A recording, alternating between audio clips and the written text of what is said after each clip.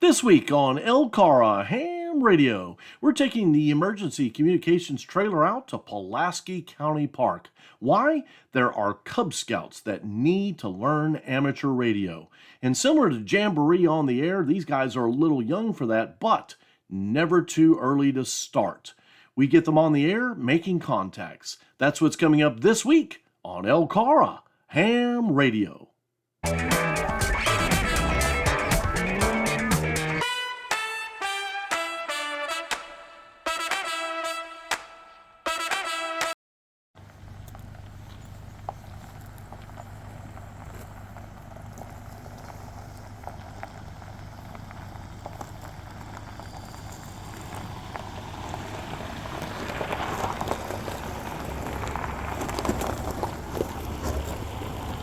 Well, it was a beautiful fall day, and as you see the trailer coming in here in all of its glory, AC4DM following it there as we get it lined up with the power pedestal, we are here to help out the Cub Scouts.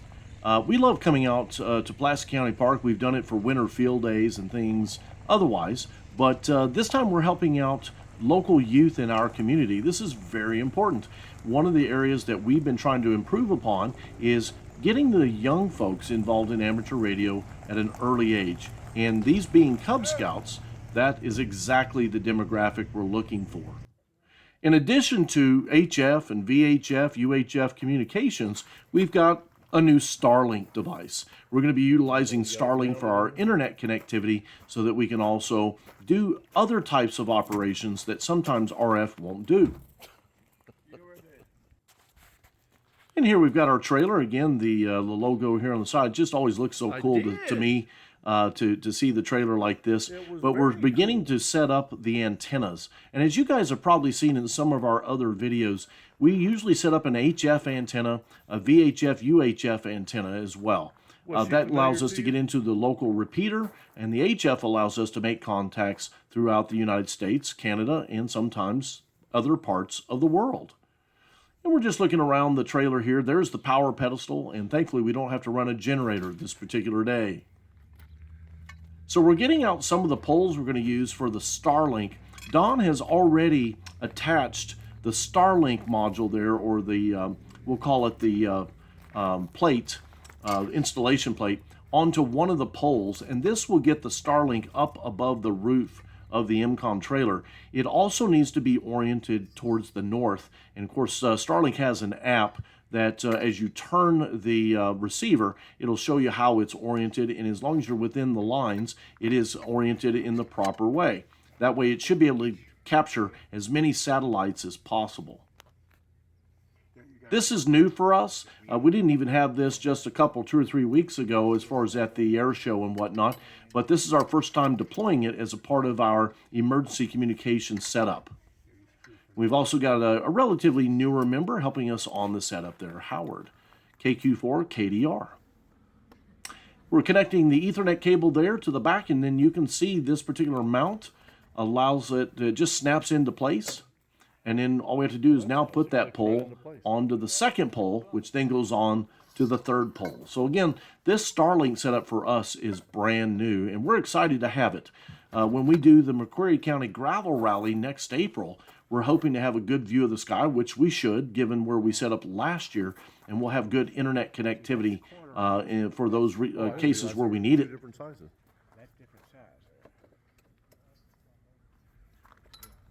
Don has already drilled the holes necessary in these poles, plus the brackets there, if you will, to ensure that they can't come out.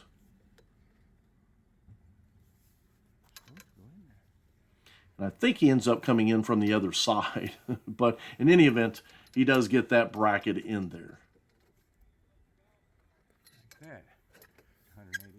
There we go. And there's a second one from between the first and second pole. Now all we have to do is put it up on the pole that's anchored to the tongue of the trailer, and that way it'll be properly affixed and won't go anywhere without us wanting it to. It's an expensive piece of equipment, and we want to make sure that we take care of it.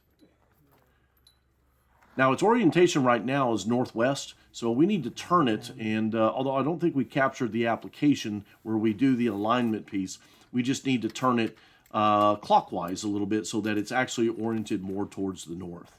And we'll show you that orientation here in a few. And there's my big meaty hand starting to turn it. I've got a Starlink myself, and I've done a lot of these setup pieces with mine in the past. So I had a pretty good feel for where north is, and we just wanted to get it turned in that general direction. Then we'll use the app to fine tune it.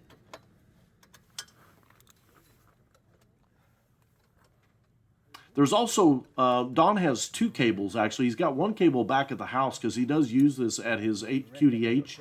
But when he wants to bring it on the road, he just disconnects the Ethernet cable. And we have a separate Ethernet cable just for use when we're out using the MCOM trailer. All right. So, one antenna up in the air. Now we have KY6MM. I always get his call sign a little bit confused there. It's on his hat, of course. Mike, and what he's doing is he's double checking the internet connectivity now that we have the Starlink connected. Now the guys on the back here are starting to put up our HF antenna. This is the Octopus. We've really kind of just like the simplicity of this antenna. Could we do an in-fed or an off-center fed or, you know, shoot, even a hex beam, I guess? We could. But what's nice about the Octopus is that once we get it up on the mast, it has such a small footprint and allows us to get on 4 bands at once. And we're going to be doing demonstrations with the Cub Scouts in a little bit, and 20 meters is typically what you'll use, possibly 10 during the day.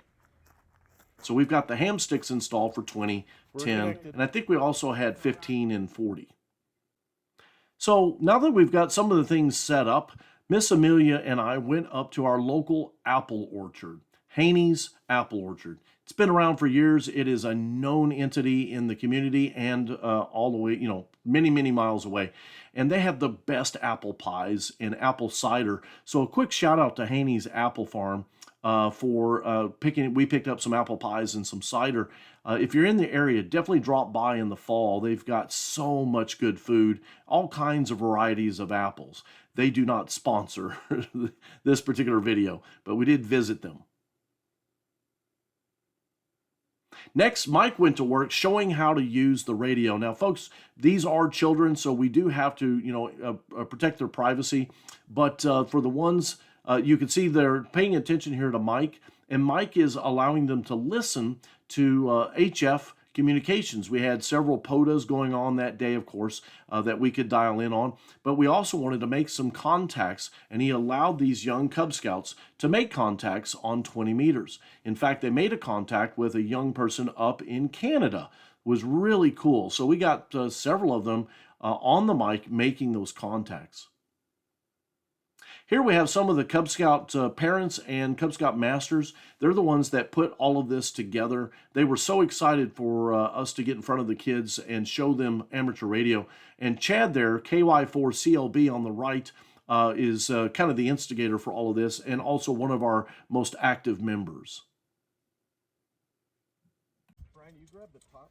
Well, at this point, we've done all the presentations. We've got the kids or had the kids making HF contacts.